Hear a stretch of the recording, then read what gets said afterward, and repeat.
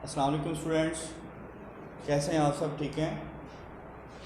जैसा कि आपको मैंने लास्ट लेक्चर में बताया था कि जो रिवर्सिबल रिएक्शंस हैं वो दो तरह के होते हैं, फॉरवर्ड और रिवर्स। तो उसकी एक एग्जांपल आपने लास्ट टाइम देखी थी, वो ये थी, आपने रिएक्ट करवाया था हाइड्रोजन और आयोडीन को। हाइड्रोजन और आयोडीन को आपने रिएक्ट करवाया था, तो इनके जो प्रोडक्ट बना था वो था हाइड्रोजन आयोडाइड। हाइड्रोजन आयोडाइड ये एक एग्जांपल थी रिवर्सिबल रिएक्शन की। आपकी बुक के पेज नंबर 3 पर इसकी दूसरी एग्जांपल बताई गई है। वहाँ पर जो रिएक्टेंट्स हैं वो इससे डिफरेंट है। एक रिएक्टेंट आपने इस्तेमाल करना है कैल्शियम ऑक्साइड CaO प्लस इसके साथ दूसरा जो रिएक्टेंट है वो है कार्बन डाइऑक्साइड गैस CO2। ठीक है, दो रिएक्टेंट, पहले भी दो ही थे, अब भी दो ही रिएक्टेंट है। आपके पास कैल्शियम ऑक्साइड और दूसरा रिएक्टेंट है आपके पास कार्बन डाइऑक्साइड। जब ये दोनों आपस में रिएक्ट करेंगे तो आपके पास कैल्शियम कार्बोनेट बनेगा, CaCO3 कैल्शियम कार्बोनेट। आपके पास दोबारा से देखें, दो रिएक्टेंट है calcium oxide plus CO2 gas.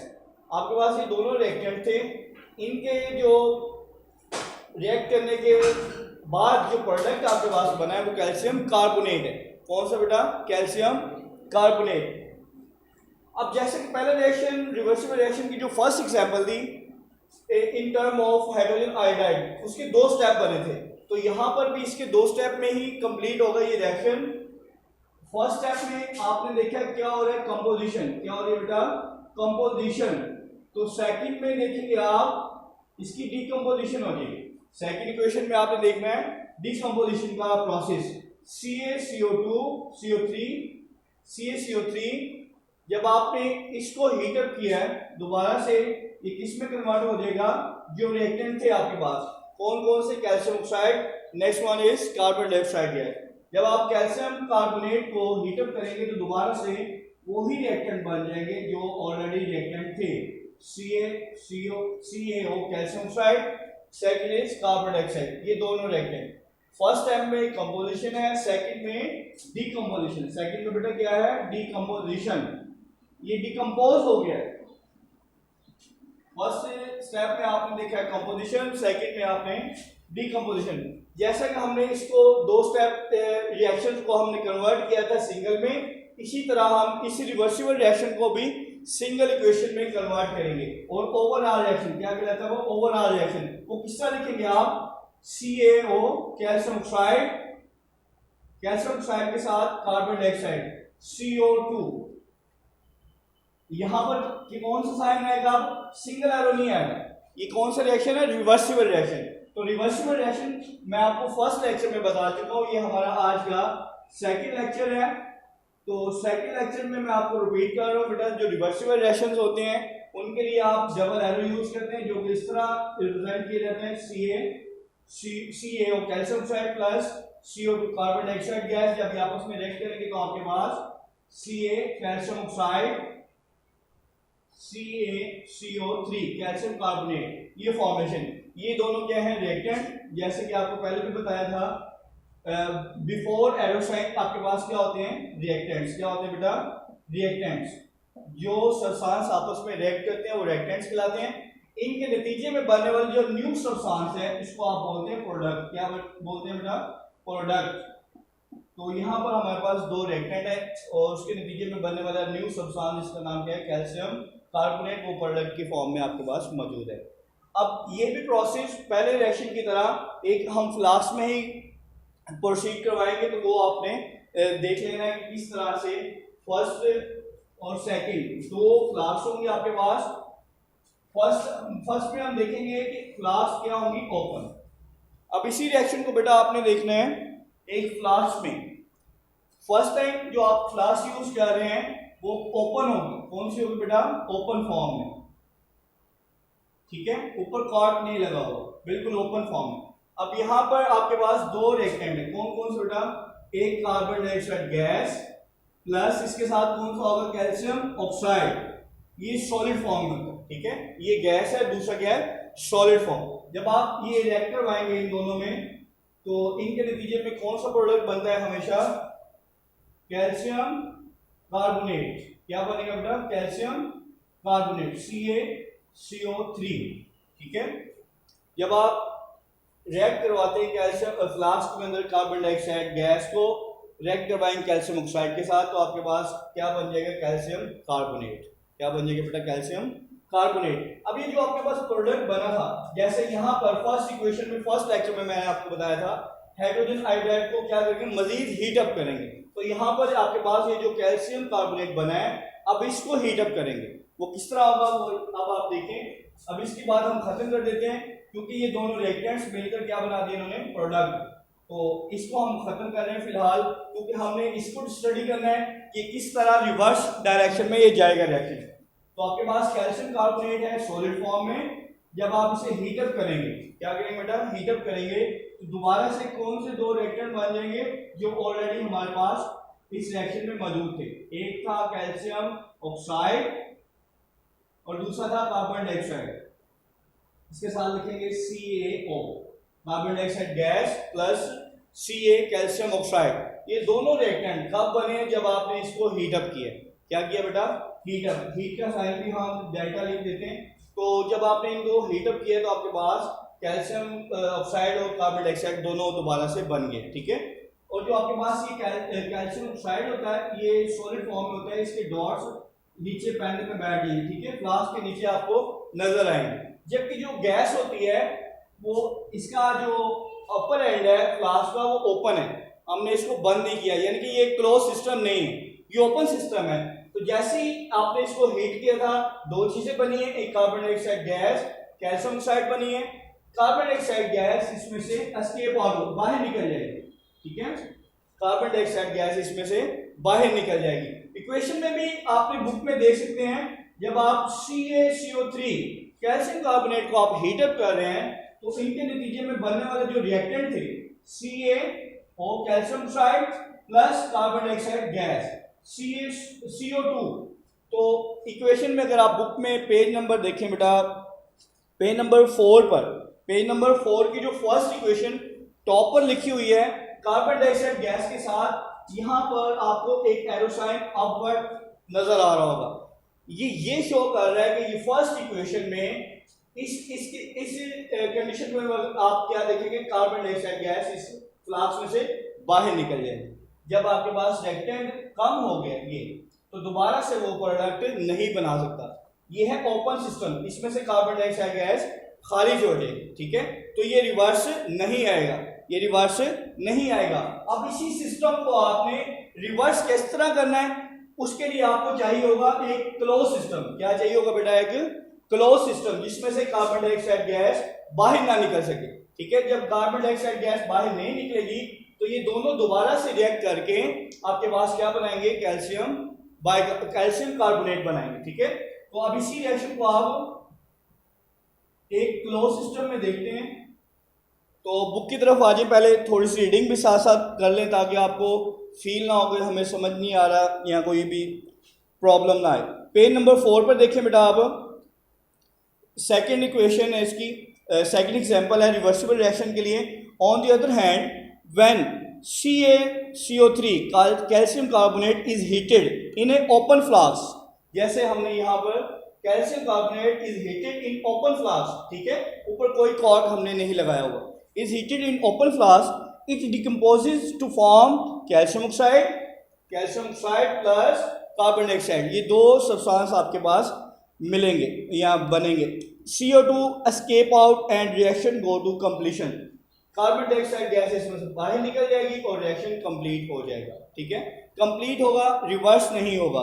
In open system, जब आपके पास सिस्टम क्या होगा? ओपन।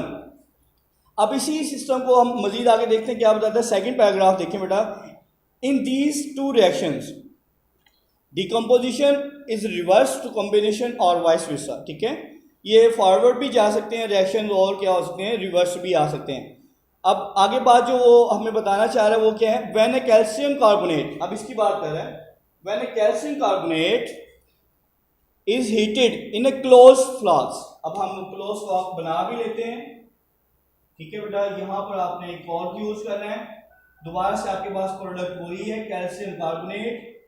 ठीक है, calcium carbonate is heated in a close flask so that CO2 can not escape out as shown in figure 9.2, जो कि आपकी फिगर बुक के पेज नंबर 4 पर जो फिगर है 9.2, उसमें जो सेकंड फ्लास्क आपको नजर आ रही है, ये वाला फिगर, इसमें जो सिस्टम है वो बेटा क्लोज है, इसमें से कार्बन डाइऑक्साइड गैस बाहर नहीं निकलेगी। ये टोटली क्लोज सिस्टम है बेटा, कॉर्ड के जरिए आपने इसको बंद किया हुआ है। तो यहाँ पर आपके पास दो प्रोडक्ट दोबारा से बन जाएंगे, CO2 gas plus calcium oxide.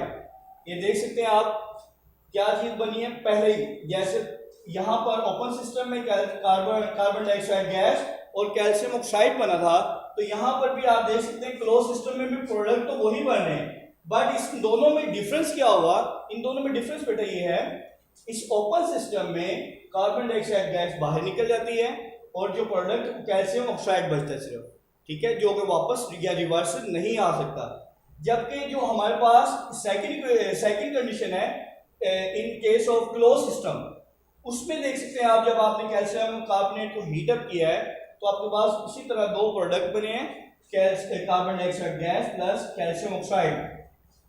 तो इसमें देख सकते हैं आप इजीली, ये क्लोज सिस्टम है, ठीक है, कॉर्क के जरिए आपने इस फ्लास्क को बंद कर दिया, अब कार्बन डाइऑक्साइड गैस बाहर नहीं निकल रही। ठीक है बेटा, तो इसका मतलब ये दोबारा से रिएक्ट करके क्या बना सकते हैं? कैल्शियम कार्बोनेट बना सकते हैं इन क्लोज सिस्टम। ठीक है, ओपन सिस्टम में नहीं बना सकते, कार्बन डाइऑक्साइड गैस बाहर निकल जाती है, सिर्फ कैल्शियम ऑक्साइड बनता है। जबकि क्लोज सिस्टम में कार्बन डाइऑक्साइड गैस बाहर नहीं निकलती, ये दोनों आपस में रिएक्ट करके दोबारा से आपका प्रोडक्ट कैल्शियम कार्बोनेट बना सकते हैं। ठीक है, अब आप रीडिंग की तरफ आ जाए बेटा, पेज नंबर 4।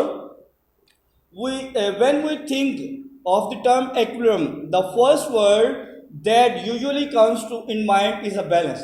जब आप इक्विलिब्रियम के बारे में सोचते हैं तो हमारे पास जो हमारे जहन में फर्स्ट वर्ड आता है वो है तवाज़ुन, बैलेंस। केमिकल्स में, जैसे मैंने इंट्रोडक्शन में इस चैप्टर के बताया था कि केमिकल्स में किस तरह तवाज़ुन या बैलेंस कायम होगा, तो वो यहाँ दोबारा उसने बार रिपीट की है। However, तहम the balance may be achieved in a variety of the ways. आप मुख्तलिफ तरीके से किसी भी चीज़ का बैलेंस अचीव कर सकते हैं। Thus, when the rate of forward reaction is same as the rate of reverse reaction, जब आपके पास फॉरवर्ड रिएक्शन का रेट और रिवर्स रिएक्शन का रेट, यहाँ पर मैंने ऑलरेडी दो इक्वेशन यहाँ पर बनाई थी, तो वो मैं दोबारा बना रहा हूँ बेटा, देख लें आप।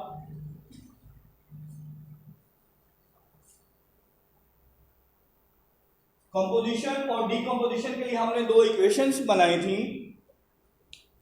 फर्स्ट में हमने बनाया था CaO कैल्शियम ऑक्साइड, इसको रिएक्ट करवाया था कार्बन डाइऑक्साइड गैस के साथ, तो आपके पास एक प्रोडक्ट बना था CaCO3 calcium carbonate. First equation में क्या हो रही थी? फॉर्मेशन या कंपोजिशन, क्या हो रही थी बेटा? कंपोजिशन। सेकंड में इसी की डीकंपोजिशन हो जाती है। अब इसी जो प्रोडक्ट आपके पास बना है कैल्शियम कार्बोनेट, इसको आपने सेकंड इक्वेशन में क्या किया था बेटा? डिकम्पोज करवाया था with the help of heat. ये आपके पास दोनों रिएक्टेंट दोबारा से बन जाएंगे, calcium oxide plus carbon dioxide gas. ठीक है बेटा, तो फर्स्ट इक्वेशन में आपको नजर आ रही है किसकी कंपोजिशन? कैल्शियम कार्बोनेट की। सेकंड में कैल्शियम कार्बोनेट को आपने दोबारा से हीट अप किया है, तो क्या हो गया? डिकम्पोजिशन। सेकंड इक्वेशन में आपको क्या नजर आ रहा है? डिकम्पोजिशन। तो ये दोनों रिएक्शन एक दूसरे के रिवर्स है, ये दोनों रिएक्शन एक दूसरे के क्या है? रिवर्स है। फर्स्ट में रिएक्शन चल रहा है फॉरवर्ड और सेकंड इक्वेशन में आपको नजर आ रहा है वही रिएक्शन क्या हो गया? रिवर्स हो गया। अब वो बताना ये चाह रहा था, जब इन दोनों रिएक्शंस का रेट मींस रफ्तार, इनके बनने की शरह, जब इन दोनों रिएक्शन का रेट यानी कि फॉर्मेशन, कंपोजिशन और दूसरा डिकम्पोजिशन, जब इन दोनों की रेशियो या रेट इक्वल हो जाते हैं, उस स्टेज पर जो रिएक्शन की स्टेज होती है उसको हम बोलते हैं इक्विलिब्रियम स्टेज। क्या बोलते हैं बेटा उसको? Equilibrium stage. अब इस थर्ड लास्ट पैराग्राफ को पेज नंबर 4 पर आप दोबारा से देखें, जरा बुक्स ओपन कर ली होंगी आप। When the rate of forward reaction is same as the rate of reverse reaction इन दोनों का रेट क्या हो जाए, इक्वल हो जाए। The composition of the reaction mixture remains constant. जो आपके पास तीनों सब्सटेंसेस है, इनकी जो कंसंट्रेशन थी, कंसंट्रेशन मीन मिकदार, वो क्या रहेगी, रिमेन द सेम, कांस्टेंट हो जाएगी, ठीक है। It is called a chemical equilibrium state. इस स्टेट को आप बोलेंगे केमिकल एक्विलिब्रियम स्टेट। दोबारा मैं रिपीट करता हूं, केमिकल एक्विलिब्रियम स्टेट क्या होता है, जब आपके पास फॉरवर्ड रिएक्शन का रेट इक्वल हो जाए रिवर्स रिएक्शन के रेट, ठीक है। रेट मींस रफ्तार या उनके बनने की शरह, ठीक है। कंपोजिशन और डिकम्पोजिशन का रेट इक्वल हो जाए बट इन ऑपोजिट डायरेक्शन, ये फॉरवर्ड है और ये कौन सा है, रिवर्स, तो इस स्टेज को आप बोलेंगे द एक्विलिब्रियम स्टेट, ठीक है। अब मजीद आगे वो क्या बता रहा है, at equilibrium state there are two possibilities. यहां पर दो पॉसिबिलिटीज आपको नजर आ रही हैं। फर्स्ट को हम डिस्कस करते हैं। फर्स्ट में क्या बताना चाह रहा है, when reaction ceases to proceed it is called static equilibrium. दोबारा देखें फर्स्ट पॉइंट को, when reaction ceases to proceed it is called static equilibrium. जब रिएक्शन मजीद आगे नहीं बढ़ रहा होता तो इसको हम बोलते हैं कि ये कौन सा एक्विलिब्रियम है, स्टैटिक एक्विलिब्रियम। ये डेफिनेशन आपने अंडरलाइन भी कर लेनी है। This happen mostly in physical phenomena. ये ज्यादातर तभी मज़ाहिर में रूनुमा होता है। एग्जाम्पल उसके साथ बताइए, a building remains standing rather than falling down because all the forces acting on it are balanced। एक जो आपके पास सामने कोई भी बिल्डिंग है, चाहे वो अपना घर है या स्कूल है, वो रिमेन द सेम, अपनी जगह पर कायम रहती है, मुनहमिद होने की बजाय अपनी जगह पर क्या रहती है, कायम रहती है। बिकॉज उस पर जितनी भी आपके पास फोर्सेस एक्ट कर रही हैं वो सबकी सब क्या हैं, बैलेंस्ड हैं, वो सबकी सब क्या हैं, बैलेंस्ड। ये किसकी एग्जांपल है, स्टैटिक एक्विलिब्रियम की। सेकंड जो पॉसिबिलिटी है वो है डायनामिक एक्विलिब्रियम। जो मैंने स्टार्ट में आपको बताया था, रिवर्सिबल रिएक्शन को डिस्कस कर लिया, साथ दूसरा वर्ड फर्स्ट टॉपिक का लिखा हुआ है डायनामिक एक्विलिब्रियम। अब ये डायनामिक एक्विलिब्रियम क्या होता है इसको देखते हैं। When reaction does not stop, जब रिएक्शन रुकता नहीं है, स्टॉप नहीं होता। When the reaction does not stop only the rate of forward and the reverse reaction becomes equal. इन दोनों का रिएक्शन का जो रेट है वो क्या हो जाता है, इक्वल हो जाता है, but take place in opposite direction. But opposite direction, मुखालिफ सिमत में। फर्स्ट में क्या होता है, फॉरवर्ड रिएक्शन, सेकंड में रिवर्स रिएक्शन। इसको ओवरऑल रिएक्शन को आप लिख सकते हैं जैसे हाइड्रोजन आयोडाइड के लिए लिखा था आपने, calcium oxide plus carbon dioxide gas, double arrow sign, क्योंकि ये रिवर्सिबल रिएक्शन है तो आपके पास जो प्रोडक्ट बनेगा वो कैल्शियम कार्बोनेट बनेगा, ठीक है, कैल्शियम कार्बोनेट। इन दोनों को आपने कंबाइन कर दिया इन सिंगल इक्वेशन, ठीक है, इन दोनों इक्वेशन को आपने मर्ज कर दिया ए सिंगल इक्वेशन में। तो सेकंड पॉसिबिलिटीज में क्या बता रहा है, दोबारा देख लें। When the rate of forward reaction becomes equal to rate of reverse reaction, rate of forward reaction यानी कि फॉरवर्ड रिएक्शन का जो रेट है, जो भी होगा कंपोजिशन में, rate of forward reaction becomes equal to rate of reverse reaction, rate of reverse reaction. इन दोनों का जो रेट है वो क्या हो जाता है, इक्वल हो जाता है। क्या हो जाता है बेटा, इक्वल। फॉरवर्ड रिएक्शन का rate becomes equal to rate of reverse reaction. इन दोनों का बेटा रेट क्या हो गया, इक्वल हो गया। तो इस पॉइंट पर क्या बोलेंगे हम, जो केमिकल इक्वेशन है या हमारा जो सिस्टम है वो किस स्टेज पर पहुंच गए हैं, एक्विलिब्रियम की स्टेट पर, ठीक है। और इस जो सेकंड पॉसिबिलिटी में बताया जा रहा है डायनामिक, ये जो वर्ड लिखा हुआ है डायनामिक एक्विलिब्रियम, इसको हम बोलते हैं डायनामिक एक्विलिब्रियम। कब, जब दोनों का रेट इक्वल हो जाए but in opposite direction. Opposite direction कैसे बेटा, फर्स्ट में आपने देखा फॉरवर्ड रिएक्शन हुआ है, फॉर्मेशन हुई है, ये कंपोजिशन हुई है। सेकंड में उसी प्रोडक्ट को आपने हीटअप किया तो आपके पास दोबारा से वो दो रिएक्टेंट बन गए, डीकंपोजिशन हो रही है, ठीक है। पहले में फॉर्मेशन, दूसरी में डिफॉर्मेशन, कंपोजिशन और डीकंपोजिशन। अब इन दोनों का रेट जब बराबर हो जाएगा, इक्वल हो जाएगा, तो उस पॉइंट को हम बोलेंगे डायनामिक एक्विलिब्रियम, जब रिएक्शन रुकता नहीं है, ठीक है, कंटिन्यू रहता है। तो पेज नंबर 5 पर आ जाए बेटा। अब इन दो आपने इक्वेशन समझ ली हैं या डिस्कस कर ली हैं, तो इन दोनों को आपने ग्राफ के जरिए कैसे रिप्रेजेंट करना है। आपके जो बुक का लॉन्ग क्वेश्चन है वो भी रिवर्सिबल रिएक्शन के हवाले से है, define reversible reaction and explain with the help of graph. अब इसी रिएक्शन को आपने with the help of graph आपने रिप्रेजेंट करना है। किस तरह आप इसको ग्राफ के जरिए रिप्रेजेंट कर सकते हैं। तो हम यहाँ पर बेटा ग्राफ बना लेते हैं। ग्राफ बनाएंगे हम एक्स एक्सिस और वाई एक्सिस पर। दो एक्सिस है हमारे पास, ये एक्स एक्सिस कहलाता है और ये वाई एक्सिस। हमने जो वाई एक्सिस पर चीज लेनी है वो है रिएक्शन का रेट। क्या है बेटा? वो रिएक्शन का रेट है, rate of reaction, rate of reaction. Reaction का रेट लिख लें या रेट ऑफ रिएक्शन लिख लें, एक ही बात है। रेट ऑफ रिएक्शन ये चलेगा forward, upward on Y axis. ये जो हमारे पास दूसरा एक्सिस है एक्स एक्सिस, इस पर हम लेंगे टाइम, ड्यूरेशन, कितनी देर में ये प्रोसेस कंप्लीट हो रहे हैं। तो ये मिनट्स हैं, 10, 20, 30, 40, ठीक है, 50, 60 एंड सो ऑन।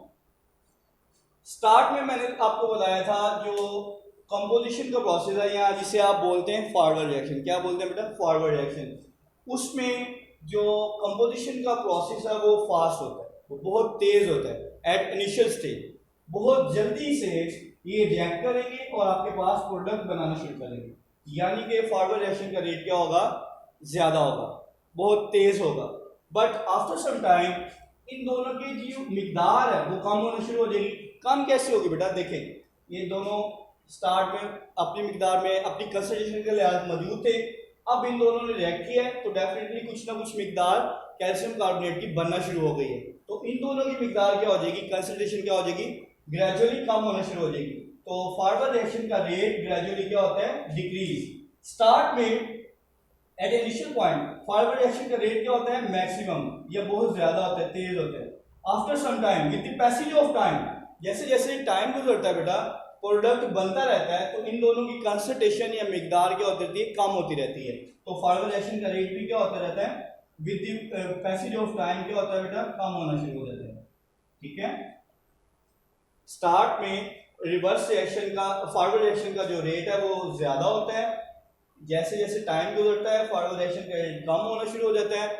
इसी तरह इसका बिल्कुल रिवर्स, स्टार्ट में in case of reverse reaction start में इसका रेट क्या होता है बेटा? बहुत ही कम होता है। स्टार्ट में ये देखिए रिवर्स रिएक्शन का रेट क्या होता है? कम। लेकिन जैसे जैसे आपके पास फॉरवर्ड रिएक्शन में इन दोनों की क्वांटिटी या मिकदार कंसंट्रेशन कम होती है तो इसकी डेफिनेटली ज्यादा होती है। ठीक है, ये मिलते जाएंगे, कंबाइन होते जाएंगे, प्रोडक्ट बनता रहेगा। ठीक है। लेकिन जैसे आपने रिवर्स रिएक्शन देखा सेकंड इक्वेशन में आप जब इसे हीट अप करेंगे तो रिवर्स रिएक्शन का रेट इतना ज्यादा तेज नहीं होगा। लेकिन जैसे टाइम गुजरेगा ये डिकम्पोज होना शुरू हो जाएगा और इसके दो प्रोडक्ट्स बनेंगे, कैल्शियम ऑक्साइड और दूसरा कार्बन डाइऑक्साइड। फॉरवर्ड रिएक्शन का रेट स्टार्ट में ज्यादा और रिवर्स रिएक्शन का रेट स्टार्ट में कम होता है। ठीक है, ये ग्रेजुअली डिक्रीज होता है और ये ग्रेजुअली इंक्रीज होता है। ठीक है, रिवर्स रिएक्शन का रेट ग्रेजुअली क्या होता है बेटा? इंक्रीज, और फॉरवर्ड रिएक्शन का रेट ग्रेजुअली डिक्रीज होता है। अब ये जो पॉइंट आ गया, ये इस पॉइंट की अगर हम बात करें, जब इन दोनों का रेट इक्वल हो जाए, rate of forward reaction and rate of reverse reaction becomes equal at this point, तो हम ये कहेंगे सिंपल वर्ड्स में कि जो हमारे पास रिएक्शन है वो किस स्टेज पर चला गया? एक्विलिब्रियम की हालत में। किस स्टेज पे चला गया? एक्विलिब्रियम स्टेट की हालत उसने अचीव कर ली है। तो आपने देखा बेटा रिएक्शन का रेट हमने वाई एक्सिस पर लिया है और एक्स एक्सिस पर हमने लिया है बेटा क्या? Time, duration. डेफिनेटली ये केमिकल इक्वेशन है, रिएक्शन है, इसको प्रोसीड होते कुछ ना कुछ टाइम तो लगता ही है। तो फिर हमने एक्स एक्सिस पर टाइम ले लिए और वाई एक्सिस पर रिएक्शन का रेट। आप दोबारा बता दूं बेटा मैं, स्टार्ट में at initial point forward reaction का रेट ज्यादा होता है और स्टार्ट में इनिशियल पॉइंट पर रिवर्स रिएक्शन का रेट कम होता है। लेकिन टाइम के साथ ये दूसरे के वाइस वर्सा है, एक चीज कम हो रही है दूसरी क्या होती है? इंक्रीज हो रही है, ज्यादा हो रही है। फॉरवर्ड रिएक्शन का रेट ग्रेजुअली कम होता रहेगा और रिवर्स रिएक्शन का रेट ग्रेजुअली अप होता रहेगा। लेकिन एक टाइम ऐसा आएगा जब इन दोनों का रेट क्या हो जाएगा? इक्वल हो जाएगा। यानी कि फॉर्मेशन, कंपोजिशन और डिकम्पोजिशन का रेट क्या हो जाएगा, इक्वल हो जाएगा, उस पॉइंट को, उस स्टेज को हम बोलेंगे केमिकल एक्विलिब्रियम स्टेट। ठीक है बेटा, तो आज का टॉपिक हमारा था रिवर्सिबल रिएक्शन और डायनामिक एक्विलिब्रियम के हवाले से। ठीक है, तो ये आपका लॉन्ग क्वेश्चन है और इम्पोर्टेंट लॉन्ग क्वेश्चन है, आप पास पेपर भी देख सकते हैं, बार बार ये क्वेश्चन आपने बोर्ड में भी, बोर्ड वाले एग्जाम में भी रिपीट होता है। तो आपने क्या करना होगा, रिवर्सिबल रिएक्शन को डिफाइन करना है, उसके साथ उसकी प्रैक्टिसेस लिखनी है जो कि बुक में आपके पास मौजूद है, और साथ कैल्शियम ऑक्साइड वाली आप एग्जांपल यूज़ कर सकते हैं, या दूसरी एग्जांपल बुक में मौजूद है हाइड्रोजन आयोडाइड वाली। स्टेप बाय स्टेप करेंगे और उनको फिर आपने रिप्रेजेंट कर देना with the help of graph, तो आपका वो लॉन्ग क्वेश्चन कंप्लीट हो जाएगा। आंसर इस लॉन्ग क्वेश्चन का होगा पेज 4 और 5 पर। तो आज की आपकी बेटा जो डायरी है वो आप सब नोट कर लें। डायरी आपकी क्या होगी, जो आज हमने डिस्कस किया है। क्या डिस्कस किया बेटा, आज हमने डिस्कस किया है रिवर्सिबल रिएक्शन की सेकंड एग्जांपल जो कि पेज नंबर 4 पर है, साथ उसके हमने डिस्कस किया है डायनामिक एक्विलिब्रियम और स्टैटिक एक्विलिब्रियम। पेज नंबर 4 पर आपके पास 3 डेफिनेशंस हैं। फर्स्ट, थर्ड लास्ट पैराग्राफ को देखिए अगर आप बुक पर, third last paragraph, when the rate of forward reaction यहाँ से स्टार्ट हो रहा है, सेकंड लाइन में ख़त्म है। ये डेफिनेशन किसकी है बेटा, chemical equilibrium state, simple chemical equilibrium state की एग्जांपल डेफिनेशन है।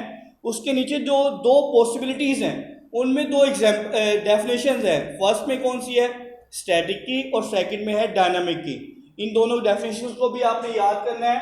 पेज नंबर 4 और 5 नोट कर लें आप, पेज नंबर 4 एंड 5 ये आपने बेटा याद भी करना है, डेफिनेटली इसकी आपने प्रैक्टिस भी करना होगी। आरपी भी करेंगे आप और इसे याद भी करेंगे। ठीक है, ये आरपी और याद क्या करना होगा, या तो आप बेटा इनकी डेफिनेशंस करेंगे, इंपॉर्टेंट पॉइंट्स याद करेंगे, प्लस इनके साथ जो प्रैक्टिस भी करना है, इन क्वेश्चंस की प्रैक्टिस करनी है, और ये ग्राफ जो पेज नंबर 5 पर है इसकी प्रैक्टिस आपने बार बार करनी है। ठीक है, नेक्स्ट टाइम फिर आपसे मुलाकात होगी नए लेक्चर के साथ, नए टॉपिक के साथ। तब तक के लिए अल्लाह हाफिज़।